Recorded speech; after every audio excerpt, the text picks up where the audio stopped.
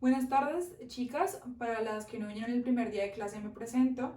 Mi nombre es Juliana Bendaño y yo hago parte del grupo de ayudantes de la materia de embriología. Hoy nos corresponde ver la clase de ciclo sexual femenino. Para poder entender bien lo que es el ciclo sexual femenino, tenemos que saber un par de conceptos previos que nos van a ayudar a entenderlo como tal. Primero, la definición de ciclo en sí va a ser una serie de procesos que ocurren en fases y que estas fases siempre van a tener un orden determinado.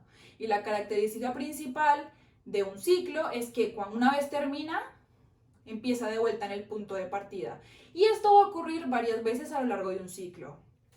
Entonces, para hacer referencia en sí a lo que es ciclo sexual femenino, es una serie de procesos que ocurre en fases y estas fases van a repetirse varias veces y en función del aparato reproductor. Esto quiere decir que el ciclo sexual tiene como fin preparar el cuerpo de la persona para poder gestar. Y esto va a ser a lo que nos referimos con ciclo sexual femenino en sí. Ahora, la manera en que este ciclo se regula va a ser a través del sistema endocrino.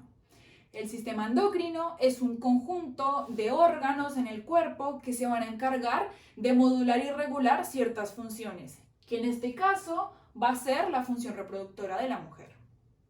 Ahora, para entender bien lo que es el sistema endocrino, hay que tener una idea de los órganos principales que se involucran en este sistema. Y los principales, los que van a modular todo el sistema en sí, van a ser el hipotálamo y la hipófisis. Ahora vamos a ver bien qué es cada uno. El hipotálamo es una porción del encéfalo que se ubica en la base del encéfalo específicamente, que tiene una función neuroendocrina muy importante.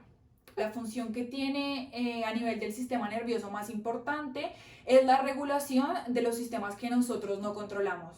Esto se llama el sistema nervioso vegetativo o sistema nervioso autónomo y va a encargarse de lo que nosotros no controlamos.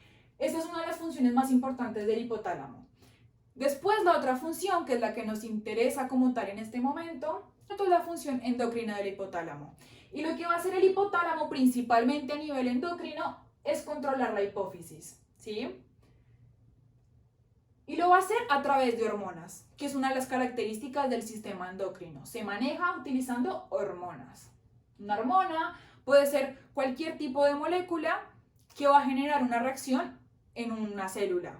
Eso ya lo vamos a ver ahora bien en específico. Pero entonces el hipotálamo se va a encargar de producir hormonas. Y estas hormonas van a regular a la hipófisis. La hipófisis es una glándula. Es la glándula más importante de todo el cuerpo, ya que esta glándula nos va a dirigir a todo el resto de glándulas, ¿sí? La hipófisis está ubicada en la base del cráneo y tiene una forma parecida a esta. A través de esta parte, que se llama tallo hipofisario, va a conectar con el hipotálamo y a través de esta parte es que el hipotálamo la va a regular, ¿sí? Y en la hipófisis podemos distinguir dos partes principales. Esta espacialmente va a estar ubicada hacia anterior, la vamos a llamar adenohipófisis, y esta parte que va a estar ubicada espacialmente hacia posterior la vamos a llamar la neurohipófisis. Además de tener una diferenciación espacial, estas dos partes también tienen funciones diferentes a nivel endocrino. La adenohipófisis va a estar encargada de sintetizar hormonas, ¿sí? Y la neurohipófisis va a estar encargada de almacenar hormonas. Entonces, lo que sucede es que en el caso de la adenohipófisis, ante un estímulo del hipotálamo, la adenohipófisis va a empezar a sintetizar hormonas. En cambio, la neurohipófisis, lo que sucede es que el hipotálamo va a empezar a sintetizar hormonas y la neurohipófisis las va a guardar. Ante un estímulo externo, la neurohipófisis va a liberar estas hormonas. Es el caso de una hormona muy importante en obstetricia que se llama la oxitocina. Hay otra hormona, pero la que nos importa en obstetricia muchísimo es la oxitocina. Esta hormona, la neurohipófisis la va a liberar en varias situaciones, por ejemplo, la lactancia. En la lactancia, el impulso del bebé succionando el pezón nos va a hacer que la neurohipófisis libere oxitocina, pero la oxitocina la sintetiza como tal el hipotálamo, no la neurohipófisis. Ella simplemente la almacena y la libera ante un estímulo. Diferente a lo que sucede a nivel de la adenohipófisis, que en este caso, en ciclo sexual, la parte que voy a estar hablando de la hipófisis es esta, que va a ser la que nos va a sintetizar la hormona número 2 de nuestro ciclo. ¿Sí? La hormona número 1 del eje la va a secretar el hipotálamo y la hormona número 2 la va a secretar la hipófisis. ¿Sí? Y bueno, eso es la hipófisis. Ahora, ¿qué órganos va a estimular la hipófisis? Realmente van a ser muchos, porque no necesariamente tiene que ser una glándula endocrina la que va a tener los estímulos de las hormonas de la hipófisis. Caso de la hormona de crecimiento, por ejemplo. La hipófisis sintetiza hormona de crecimiento, que esta hormona va a tener órgano diana en todo el cuerpo. Es una hormona que se va a encargar de regular el metabolismo, que es, o sea, a grandes rasgos, va a regular el metabolismo y tiene muchos órganos diana, ¿sí? Ahora, ¿qué significa órgano diana? Cuando hablamos de un órgano diana, nos hacemos referencia a un órgano que está compuesto por células del mismo nombre, es decir, de células diana, y la característica de estas células es que tiene receptores para una hormona específica, ¿sí? Y una vez que hay la unión hormona-receptor, va a haber una respuesta por parte del órgano diana. Es decir, que el ovario, por ejemplo, en este caso, el ciclo sexual, va a ser un órgano diana para las hormonas que secreta la hipófisis. Y lo mismo para otras. Un diana puede ser un órgano o una célula. Una célula diana va a ser una que tiene receptores para la hormona de crecimiento, por ejemplo. O sea que simplemente nos vamos a referir a órgano diana cuando hablemos de estos órganos que permiten ser estimulados por una hormona. Y este órgano diana nos va a sintetizar una tercera hormona, que esta tercera hormona sería el resultado final, y lo digo entre comillas porque no es el resultado final. ¿Y por qué lo digo? Cuando el cuerpo va a necesitar de esta hormona 3, el hipotálamo le va a decir a la hipófisis le va a decir al órgano diana, y el órgano diana se va a encargar de sintetizarlo. Hay un punto en que vamos a tener la cantidad suficiente y necesaria. El cuerpo va a seguir sintetizando más y más y más. Y no podemos tener cantidades enormes de hormona 3 porque sería saturar al cuerpo y no nos sirve de nada esto. Entonces, ¿qué sucede? La hormona 3, cuando se acumula, el hipotálamo se va a dar cuenta que hay demasiado o suficiente de esta hormona y lo que va a hacer es inhibirse. Esto quiere decir que la hormona 3 va a decirle al hipotálamo, no fabriques más de esto, que ya está suficiente. Entonces, esto se denomina feedback negativo. Y esto ocurre a nivel de todo el sistema endocrino. Es una manera del cuerpo de regular la cantidad de hormona 3 que se va a sintetizar. Bueno, ahora para hablar un poco del eje hormonal en específico de lo que sucede en el ciclo sexual femenino, vamos a encontrarnos con que este eje tiene un nombre y se llama eje hipotálamo hipofisario gonadal. Y esto es porque el órgano diana de este eje va a ser el ovario, que una gónada, un tipo de gónada es el ovario, ¿sí? Entonces el eje se regula de la siguiente manera. El hipotálamo, como habíamos dicho, va a secretar esta hormona número 1, que esta hormona número 1 se llama hormona liberadora de gonadotrofinas, ¿sí? Y esta hormona liberadora de gonadotrofinas va a provocar una respuesta por parte de la hipófisis que es secretar la hormona número 2, como habíamos dicho que funciona un eje hormonal. Esta hormona número 2, en el caso del ciclo sexual, van a ser gonadotrofinas. Estas gonadotrofinas son FSH y LH, que sería hormona folículo estimulante. Y LH va a ser hormona luteinizante. Estas dos hormonas van a tener como órgano diana u órgano blanco al ovario y al testículo. En este caso, que estamos hablando del ciclo sexual femenino, vamos a hablar de órgano diana de estas gonadotrofinas al ovario, ¿sí? El ovario va a reaccionar, va a tener una respuesta gracias a estas hormonas y la respuesta en sí va a ser secretar la hormona número 3, como habíamos dicho que funcionaba el eje hormonal principalmente. Y esta hormona número 3 son dos, estrógenos y progesterona, que en distintos momentos del ciclo se van a secretar en distintas concentraciones y estas cuando van a generar una respuesta en el hipotálamo como el feedback, al igual que todo el eje, pero este feedback en unos momentos va a ser positivo, que es una de las excepciones del eje hormonal. Esto realmente es raro, no suele ocurrir generalmente en el sistema endocrino, pero en el ciclo sexual femenino sí sucede. Y ya vamos a ver bien, fase por fase, cómo es que ocurre este feedback positivo. Ahora que ya conocemos cómo funciona el sistema endocrino, vamos a poder hablar un poco más específicamente de qué es el ciclo sexual y qué fases lo componen y más o menos de dónde empieza y dónde termina. Vamos a tomar como punto de referencia un ciclo de 28 días. Esto no quiere decir que un ciclo de más días esté mal o que un ciclo de menos días esté mal. Simplemente lo tomamos como punto de referencia porque la mayoría de personas tienen ciclos de 28 días y además por practicidad en los libros la mayoría toma como referencia este número. Este día cero nos va a marcar el primer día de la menstruación. En el medio, justo en el medio del día 14, vamos a tener la ovulación. Y en el día 28, el primer día de la menstruación, que concuerda con el primer día del ciclo, ¿sí? Ahora, para hacerlo, vamos a utilizar este cuadrito y este gráfico. Este cuadrito nos va a ayudar a entender qué sucede a nivel de estos ítems específicos, qué sucede a nivel del ovario, qué sucede a nivel del útero y qué sucede a nivel de las concentraciones de las hormonas ováricas. Y este gráfico nos va a marcar cómo van progresando las hormonas a lo largo del ciclo. Como vemos en la parte de arriba, este gráfico nos va a indicar, vamos a marcar lo que sucede a nivel de las hormonas hipofisarias y en la parte de abajo vamos a graficar lo que sucede a nivel de las hormonas ováricas, es decir, estrógenos y progesterona. Para empezar vamos a recordar un poco este eje hipotálamo hipofisario gonadal, que dijimos que iba a empezar con el hipotálamo, secretando hormona liberadora de gonadotrofina, y que después íbamos a empezar con la hipófisis, ¿no?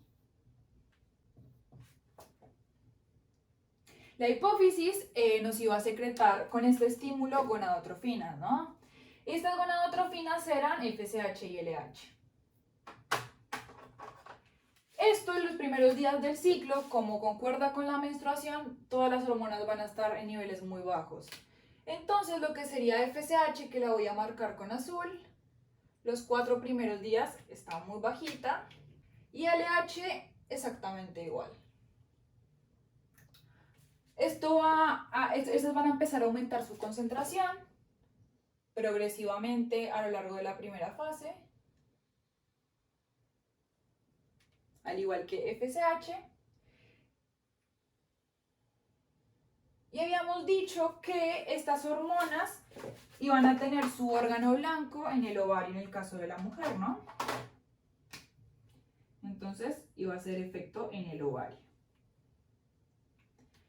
Y en el ovario, si ustedes recuerdan, en la clase de generalidades del sistema reproductor, el ovario va a ser una glándula par, una glándula que iba a tener una doble función, que la primera la vieron en la clase de gametogénesis, que era la gametogénesis, y la segunda función que iba a tener la glándula era secretar hormonas, ¿sí? Y estas hormonas son estrógeno y progesterona. Entonces, FSH y LH van a llegar a las células del ovario y van a hacer que varios de estos folículos que tiene la corteza ovárica empiecen a madurar, varios de ellos. Por lo tanto, esta fase a nivel del ovario la vamos a llamar fase folicular. Estos folículos, al irse desarrollando y al ir creciendo, van a empezar a secretar hormonas, ¿sí? La manera en que lo hacen ustedes lo van a ver a más a detalle en histología. Lo importante es que en esta mitad del ciclo van a empezar a secretar estrógenos. O sea, el ovario va a empezar a secretar estrógenos. Entonces, esta parte del ciclo, a nivel hormonal, a nivel de las concentraciones hormonales, la vamos a denominar fase estrogénica. Y lo vamos a graficar de la siguiente manera. Progesterona, todavía no está el estímulo para generarse, entonces la progesterona a lo largo de toda la primera fase permanece bastante baja. Y lo que serían los estrógenos, como ya dijimos, iban a empezar a aumentar gracias a el estímulo que le da las gonadotrofinas al ovario. Entonces iba a empezar a aumentar. Y esto es progresivo. Este aumento de los estrógenos a nivel del útero nos van a generar también unos cambios. Si ustedes recuerdan, en la clase de generalidades del sistema reproductor, ustedes vieron que el útero va a tener varias capas. Una de ellas va a ser el endometrio. El endometrio iba a tener una parte que se iba a llamar la capa funcional. Y esta capa funcional se va a descamar, se va a destruir, va a sufrir una necrosis y eso nos iba a generar la menstruación, ¿sí? Entonces, como el fin del ciclo sexual femenino va a ser preparar el cuerpo de la persona para poder gestar, este útero no puede estar descamado su capa funcional, tiene que estar la capa funcional íntegra. Entonces, este estrógeno lo que va a hacer es que este útero empiece a proliferar sus células, que esta capa funcional empiece a proliferar, a regenerarse, y por eso la primera fase de este ciclo a nivel uterino, a nivel del endometrio, la vamos a denominar fase proliferativa. Bueno, ahora, si ustedes recuerdan, cuando estábamos viendo lo que eran los ejes hormonales, habíamos dicho que iba a haber una tercera hormona, que en este caso, como es la fase estrogénica, va a ser los estrógenos. Y también habíamos dicho que esta concentración de esta tercera hormona que mencionábamos en el eje iba a provocar cambios a nivel del hipotálamo. Cuando empiezan a aumentar los estrógenos, aproximadamente el día 12 del ciclo va a llegar a su concentración suficiente, a la concentración donde va a empezar a generar un cambio a nivel del hipotálamo. Entonces, los estrógenos lo que van a hacer, a diferencia de los otros ejes hormonales, es que en vez de ejercer un efecto negativo en el hipotálamo, va a ejercer un efecto positivo en el hipotálamo. Y esto lo denominamos feedback positivo o retroalimentación positiva, es exactamente lo mismo. Y entonces, en vez de decir al hipotálamo no fabriques más de esta hormona, lo que le va a decir es, hey, fabrica más. Al ser positivo va a generar una reacción positiva, va a generar más cantidad de hormona. Entonces el hipotálamo le va a decir a la hipófisis que secrete más todavía de estas gonadotrofinas, y lo que va a provocar este pico de estrógeno es generar un pico en las concentraciones de la hormona luteinizante, es decir, LH. Y las concentraciones de FSH permanecen aumentando progresivamente. ¿Qué nos marca este pico de LH que es bien importante? Este pico de LH lo que va a generar es la ovulación, ¿sí? Esto va a llegar a las células que están en el folículo y van a hacer que el folículo maduro o folículo de Graft se libere, hay una ruptura de algunas células que están alrededor y va a generar la expulsión del complejo ovular, es decir, la ovulación el día 14. Para repetir un poco lo que estábamos hablando, el día 12 iba a ocurrir la mayor concentración de estrógenos. Esta mayor concentración de estrógenos nos iba a generar un feedback positivo en la hipófisis, realmente a nivel del hipotálamo, y el hipotálamo iba a decirle a la hipófisis que secrete más hormona LH.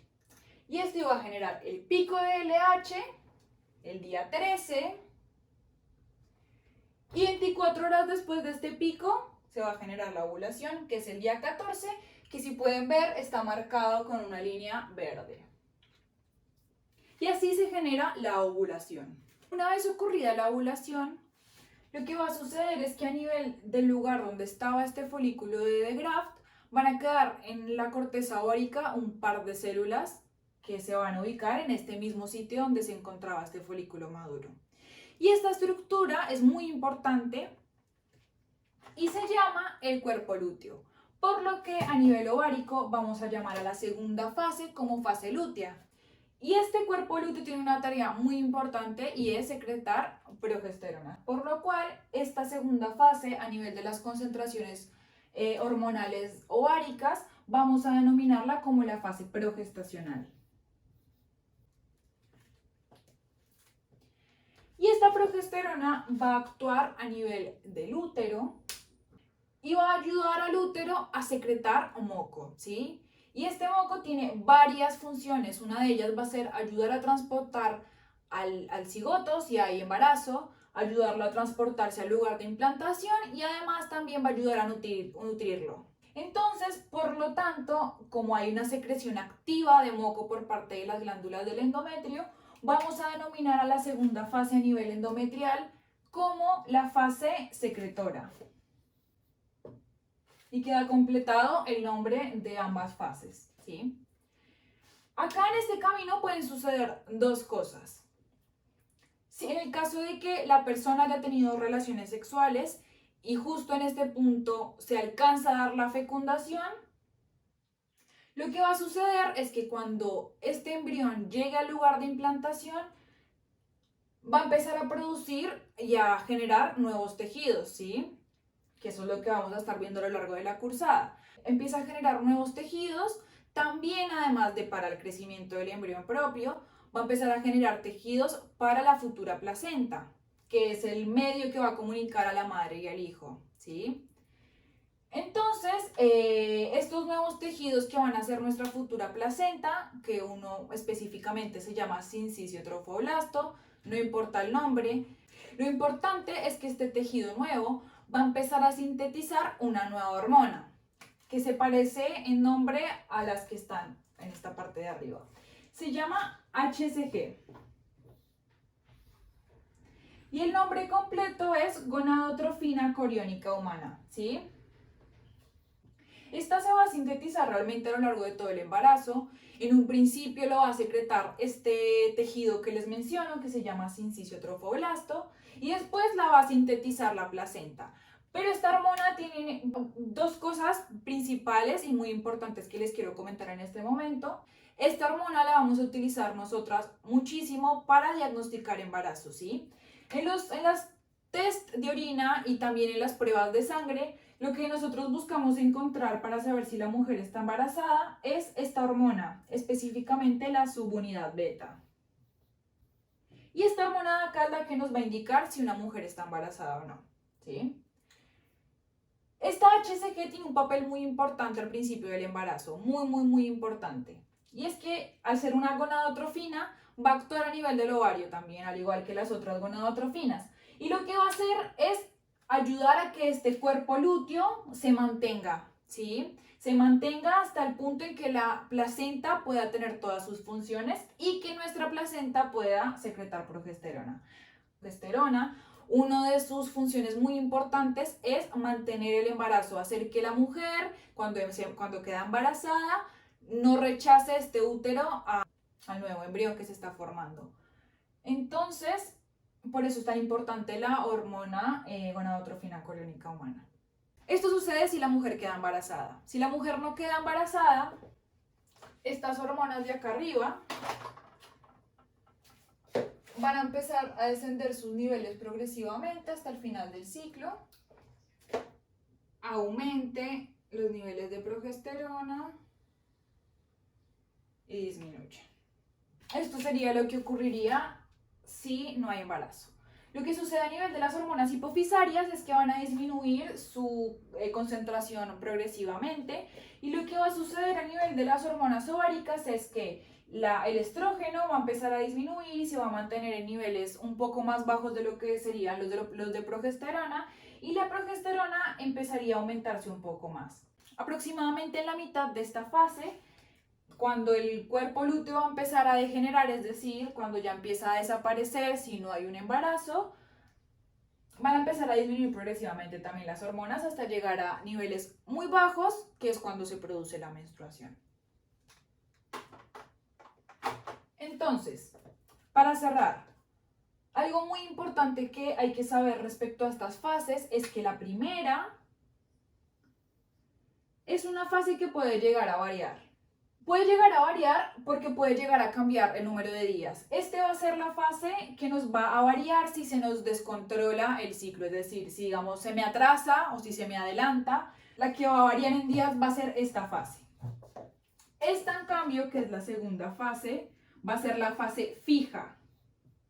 Y esta fase es fija realmente porque el cuerpo lúteo siempre vive lo mismo. Es decir, que desde que ovulamos el cuerpo lúteo va a vivir entre 12 y 14 días. No más, no menos. Por eso esta fase es fija, porque esta fase sí o sí está marcada por lo que vive el cuerpo lúteo. Por eso es que el punto de inicio y el punto final de esta segunda fase es siempre el mismo número de días, aproximadamente entre 12 y 14. Esta sí puede llegar a variar de, no sé, 4 días a 30 días. Y esto sería la clase de ciclo. Espero que puedan despejar sus dudas el día viernes.